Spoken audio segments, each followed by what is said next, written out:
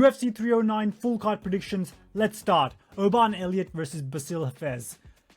Now, so far, Bassil Hafez, I understand, is a little bit overrated in some ways because he came to a close fight with JDM. And after that, everyone was like, oh, well, this guy could be something. Look at how close he made this fight on short notice. He did this and did that. He did this. But that was on short notice. And he did look good against JDM. But that was stylistic nightmare matchup for JDM where Bassil Hafez just basically shot takedown after takedown after takedown after takedown. Oban Elliott has looked alright as well. But to be honest, both these guys aren't the best in their styles. Like, Oban Elliott actually has some decent wrestling takedown defense. I'm saying this and you might be thinking, oh my god, he's about to pick Oban Elliott. Nuh-uh-uh. I'm about to switch over and pick Bassil Hafez. Only because I'm not quite comfortable with picking Oban Elliott. Like, they're both of these guys are scrappy dudes. They go after it. They give it their all. They'll grind you out, but Bassil Hafez just seems to be the stronger fighter of these two. I think Oban Elliott has stuffed some takedown against, I think his name was Parsons.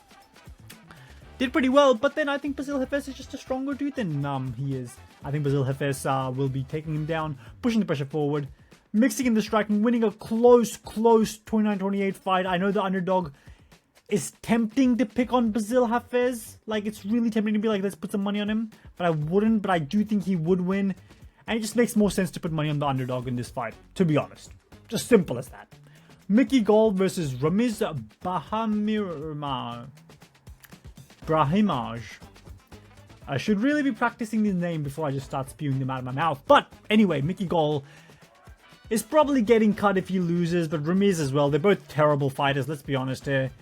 Ramiz actually has some good submission ability and like some good takedowns and like be able to grapple in the first couple of in the first round realistically. In the second round, the threat goes down drastically. And Gall, on the other hand, has shown that he has decent grappling. I mean, he did out-grapple the great CM Punk, submitted him in the first round. I think Gall can survive long enough to get Ramiz over here, old mate, to gas out and then eventually crack. And then Gall can win another really close fight, in my opinion. Another decision. Maybe a bit of a decision fest this card is. But I think Gall will get the decision 29-28. Less confident in this because Gall does have great jiu-jitsu. And it's not, I'm just making a joke about CM Punk. But he does have great jiu-jitsu. But overall, I would say he hasn't really been submitted, has he, Gall? I can't really think of a time he was submitted. So yeah, I think he just survives long enough, wins and grinds out the later rounds. And I think Ramiz is a terrible fighter. But so is Gall. But I'm picking Gall, okay? No money's being bet on this fight. Next up, Veronica versus Eduarda Moura. A lot of people... Okay, hear me out, right?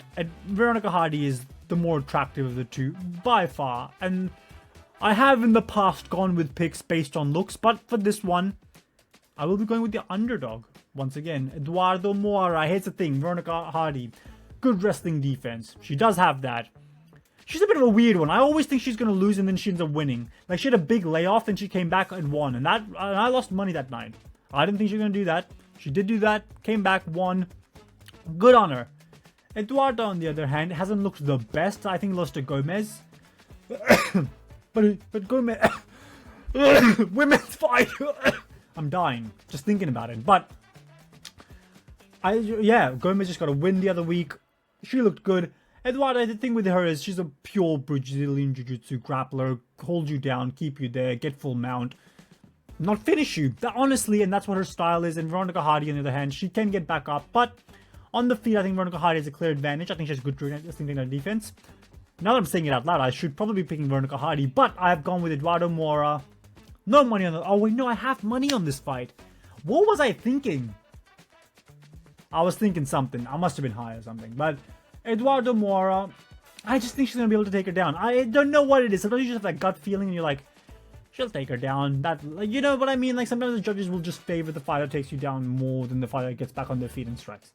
And in this case, with women, where the damage is lower output, I think that's what I was probably thinking, actually. Eduarda could take her down and then do that. Veronica has some submission wins herself. I don't think she'll be submitting Eduarda. But I don't think she'll be KOing Eduarda either. So when I'm looking at this, more finishing potential goes towards Eduarda. I do think she'll win. I have her winning. I have money on her. But now I'm kind of worried. Anyway, Jhonata Daniz versus Marcin Tybura. I don't even remember who I went for this fight. No, I'm just kidding. I do remember. I did initially think Tybura was going to win this fight, but again, I've gone with the underdog in Daniz. I'm not just picking underdogs on purpose, but here's my train of thought. Tybura is old, 39, but I understand doesn't affect you as much in the heavyweight division, but Tybura is one of the more technical fighters in the division. That will affect your technical ability for sure. It affects your speed, it affects your cognitive thinking, it affects your reaction timing. Jhonata Daniz, we don't know too much about him. Like, I know he got taken down against that guy that got KO'd by one of the Tafa bros. You know what I'm talking about. Oh, Austin Lane, there we go. But got up and overcame the odds and then ended up beating Austin Lane. So, if anything, Tybura, if he blasts a double leg, I think Daniz has some ability to get back to his feet. And I think the one thing I don't know about is I think Daniz will fade later in the fight. I think his power will go down. I think he has a better power of the two. I think he's a better striker of the two. I think Tybura, despite being a technical fighter himself, will lose to a former kickboxing fighter in Daniz. You know what I mean? Like, he has the better striking of the two. If Tybura takes him down, can control him. But Daniz has shown something that suggests he can stuff takedowns. Like, he isn't completely a bowl of lard like Tybura. He looks like he has some center of gravity. Like, he could look decent against a guy who is shaped like Tybura and isn't like the most powerful shoulders, broad shoulders, to blast double legs. I've gone with Daniz. I haven't put any money on it, but he will be the pick. But it's a flippin' fight, to be honest. Like, Tybura's technical ability and whatnot, I think Daniz can find the chin in the second round, maybe in the first round, but Tybura's a durable guy unless you're Tom Aspinall. I've gone with Daniz, but it is a toughie, I will say. Jim Miller versus Damon Jackson. Here's the thing. Jim Miller will gas out in the later rounds. Bobby Green was piecing him the hell up in the later rounds. Quite brutally, in all honesty. Jim Miller got good grappling, decent jiu-jitsu. Probably won't... I mean, Damon Jackson, though, doesn't really get submitted, does he? Like, he has a messed up hairline, and he tucks his forehead right into his chin. I don't know what I'm saying. I don't think Jim Miller's going to be able to finish him with a submission. I don't think he can finish him with his knockout power. I know he's shown some ability to KO people, but in this scenario, I just don't think it's going to happen. I think Damon Jackson's going to get the better of him. Damon Jackson's also a featherweight. Like, he's got some featherweight skill, as Lucas Tracy likes to say.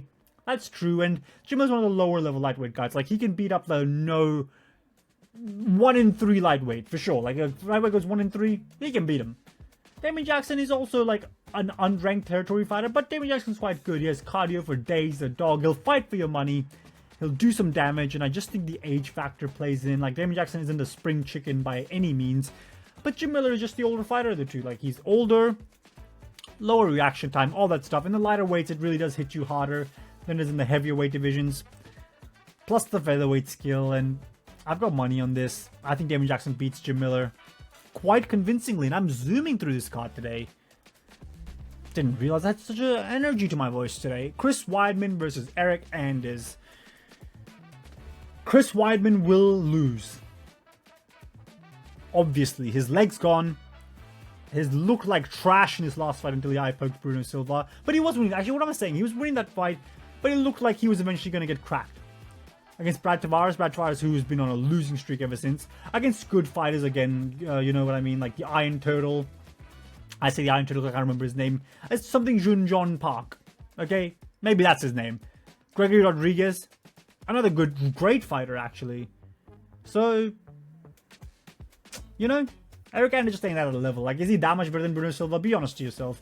If anything, Eryk Anders is worse striking. He's more well-rounded than Bruno Silva because of his grappling ability, but as a striker, he's worse. I think Chris Weidman will have a less chance of getting KO'd in this fight. I think he can mix in the takedowns himself, won't get taken down by Eryk Anders. I think this is the last win Chris Weidman gets before going on a massive slide, before ending his career in a sad and brutal fashion where he's KO'd maybe 3 times. Over under 3 to 4 times, you know, 3.5 times getting KO'd, which is what's going to happen to him later in his career. He's 40 years old. I'm sorry. Your leg's gone, mate. Like, you're done. You're done. But it's Eryk Anders, who is crap at fighting. And worse than Bruno Silva, in my opinion, if I'm being completely honest. Even though Bruno Silva's, like, declining, so I don't know.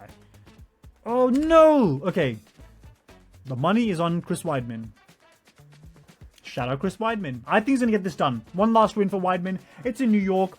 This will probably go to the decision, but if it goes to the decision, maybe the judge will favor the grappling over the damage done on the feet. Chris Weidman does have to look out for the leg kicks though, and is not an idiot. He will obviously be throwing leg kicks. He has to. If he loses to Weidman, I mean, let's be honest here. Is anyone dying to see Eryk Anders? He might lose his career afterwards. And if Weidman wins this, by the way, just one last thing. If Weidman wins this, him versus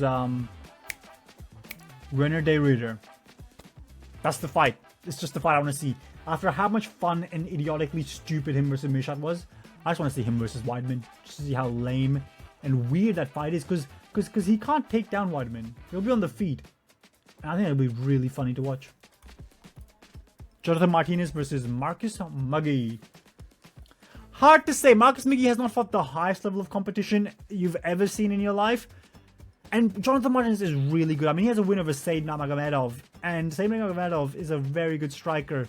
And Jhonata Martin has got a win over him. He did lose to Jose Aldo. No shame in that. Jose Aldo, a legend of the sport, a beast on the feet. One of the best takedown defenses you'll ever see. He even took down Jhonata Martinez. Like, he's a beast. Let's just call it how it is. He's a beast. Jhonata Martinez is a very technical striker, though. He can go after your legs. Will actually go after your legs. He can strike on the feet. Very technical. If he can evade you, he will easily outpoint you on the feet. Marcus McGhee, on the other hand. Why am I saying Marcus McGhee? That's Wanderlei Silva with a wig on.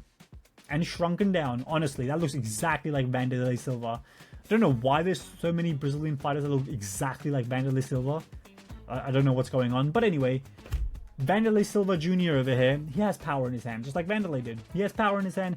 If he catches Martinez, he will get the win. I'm just really torn up, because like sometimes you see these unproven, untested guys fighting at the highest of levels, and you're like, okay, how good is he really? Is this his ceiling? Is this his ceiling? Marcus McGhee has looked really good in his last few fights. And I'm just thinking, maybe it's one of those times where I will go with the guy that hasn't been proven. You know why? Because Martinez has hit a level, which is Jose Aldo. And there's no shame in that. On the feet, he couldn't beat him, and he couldn't grapple with Jose Aldo, who seems to lose every single time anyone decides to push him against the cage. But Martinez couldn't do that. So I'm not thinking that he could do that with Marcus McGhee. Marcus McGhee could just be high level, you know? He could be top 15 level fighter, and he could be better than Jhonata Martinez. He could be someone that could make, you know, it's hard to say.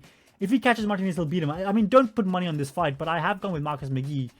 Kind of going with the unproven guy here, because I think his level, like, he hasn't been capped out like Martinez has, and I think his level could be higher. Just a risk, and I just went with this. Anyway, Mauricio Ruffy versus James Llontop. Anyway, James Lollies has lost his last few fights. Llontop. James Llontop has lost his last few fights. He has looked alright, I suppose so, but I think Mauricio Ruffy should... I think Ruffy's going to rough him up, to be honest with you. Like, I think he's going to destroy him. But it's one of those fights where it's just too obvious. Like, the betting odds are so one direction towards Ruffy that I'm thinking to myself, put some money on Lollipop over here. You know what I mean? This Laymord. I don't know what to say. Ruffy's looked really good in his fights. I think the UFC clearly wants to push the fighting nerds. They clearly do. They're seeing that they're garnering attention. If they all win together, they can all be pushed together. They can all become stars in their respective weight divisions, which I think would be amazing. I think Ruffy's going to win. I don't know. There's too much to bring. I think he's going to be the better striker on the feet. He's going to piece up Lollipop over here. But that weird feeling in my gut is like, it'll be close. I don't know why. But nah. Lollipop's getting popped. Ruffy's the pick. Viviane. Give me 1 second here. Yep, okay. Viviane, Araujo versus Karine Silva. Now, this fight. Araujo is 37 years old. Karine Silva is 30, I believe, or 31, or something like that. It's just an age gap that I just can't look past. I understand there's skilled fighters. They can do this, they can do that. I don't know. Here's the thing with Viviane. She will make it a grind. She will make it a grind. But her gas tank in the later rounds, I just don't... You know, like, there's a gas tank issue that these fighters have later on in their career when they're 37 or whatnot years old. They always have these problems, and I think that's what's happening with Araujo either. I'm messing her name up massively. But Karine Silva, I think she's alright. She's still decent grappling. I think she's some decent striking. She's actually quite a technical striker as well. Like, pretty decent on the feet. What you like to see with these fighters when they're fighting older veterans or older fighters that have aged out of the sport. It's just a recipe for disaster for these older fighters. When the younger fighter is good and technical and can piece you up and knows the ins and outs of the sport, can threaten you with submissions, even with some takedowns. Just a more well-rounded fighter, Karine Silva, more technical fighter. It'll end up being a close fight because it's women, obviously. But I think Karine Silva is kind of decent. I think she could be top 5 level in her division. Maybe her name just sounds too much like Karine Silva, and she's really good. But honestly, I think Karine Silva is a pretty good fighter. And I just think Araujo is old. Surprised anyone? Karine Silva? I don't think even the people that are picking Araujo, they're making stuff up. I mean, you can't, like, even in my heart, if I wanted to make a bet for her, I'd be like, well, this just feels wrong. Like, you know what I mean? Your gut just feels wrong. Like, Karine Silva just, when I saw this fight being announced, I was like, Karine Silva's winning. Like, without even thinking about anything about the breakdown or anything, I was just like, well, she's winning, right? I think she will. Bo Nickel versus Paul Craig. There isn't too much to break down here. Don't expect Bo Nickel to wrestle with Paul Craig. And here's why. Too many times have up-and-coming, huge name, top 5 level fighters, honestly, like Ankalaev, Jamal Hill, Nikita Krylov, all these, but then Paul Uzuma beats him. But all these fighters, they've gone for the wrestling approach. They're going, okay, we've heard Paul Craig, let's just beat him up, finish him off. And whoop, all of a sudden Paul Craig has a submission attempt on you, has the triangle, and all of a sudden you're tapping out. Insane. I don't think Bo Nickel would do this. If anything, Paul Craig has been exposed. He's been exposed by, it'll come to me in a second. But Bo Nickel, I think we'll keep it on the feet. I know he's a great wrestler, but he has shown some knockout ability. Like, he has KO'd that last little fat midget that he fought, whose names, I don't know why I'm so bad with names. Like, I'm literally thinking of this guy, and he's top 5 in the division. I'm just like, what's his name again? I've got to look it up now. Damn it. Bear with me, guys. He fought Jared Cannonier. That was him, right? This is so embarrassing. Chow Barao. I can't... Chow Barao. He found the chin of Paul Craig, kept it on the feet. That's what you gotta do in this situation. I hope I didn't lose too many viewers because of that thing that I just did. I'm embarrassed. Bo Nickel, we'll keep it on the feet. He's not stupid. He's not like, I can... Just because you're a great wrestler doesn't mean you're a great jiu-jitsu. Like, you can get caught. Anyone can get caught. But you're just far less likely on the feet.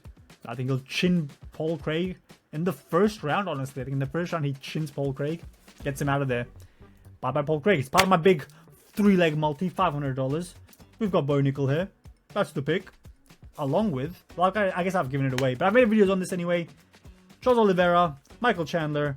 Michael Chandler is 39 years old, right? Nothing can change the fact that he's, 38 years old. Turning 39 next year. Early. Charles Oliveira just turned 35. You might be thinking, 3 years. Not a big deal. It's a huge deal. Because these athletes, they don't decline like steady, age by age, Nope, it's like this. You hit 36, boom. You hit 37, boom. You hit 38, boom. You hit 40, boom. And straight through the underground you go. And that's, I know Chandler's saying he feels great, he feels amazing, but he's been out for 2 years, right? He's been out for 2 years. There'll be some problems, and I just feel like I've listened to the interviews, I know what he's saying. And a part of me just got this, like, energy to, like, go for a run after listening to Michael Chandler risk it all and say he's going to get it done no matter what. He'll be in the position, he's risking his entire career, basically. The entire trajectory of his career could get completely derailed if he loses to Charles Oliveira. The Islam fight goes away, the Max Holloway fight goes away, the Conor McGregor fight goes away. But if he wins, all those fights are options. So I kind of want to root for Chandler, but I can't go against my boy, the Bronx. You know, the Bronx over here. The Bronx has beaten too many good guys, especially guys whose levels we already know. Like, we already know the level that Poirier's at. He beat him. We know the level Gaethje's at. He beat him. We didn't know the level Beneil Dariush was at, but he chinned him. We weren't too sure about Arman Tsarukyan. He loses to him, but Arman Tsarukyan is genuinely, like, a guy that could beat Islam.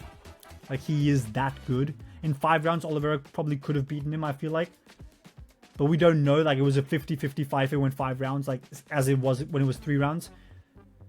But Olives has just, his striking I feel is better. I know Chandler might have more power, but does he honestly? Olives hit Justin Gaethje like a truck. Chandler was hitting Justin Gaethje, and Justin Gaethje was just moving forwards. That's what was happening. And Charles Oliveira, like, he's cracking all these people, like, and then getting him to cover up and like at least feel the heat of his striking on the feet. Like, he dropped Michael Chandler. I know Michael Chandler dropped him as well, but I feel like the age, man, like the age, Michael Chandler's declining. I feel like he will follow Oliveira to the ground if he gets him down this time. I just feel like Oliveira hasn't been chinned in a little while now. Question against it's been 2 fights, but I get it. I think Olives gets it done.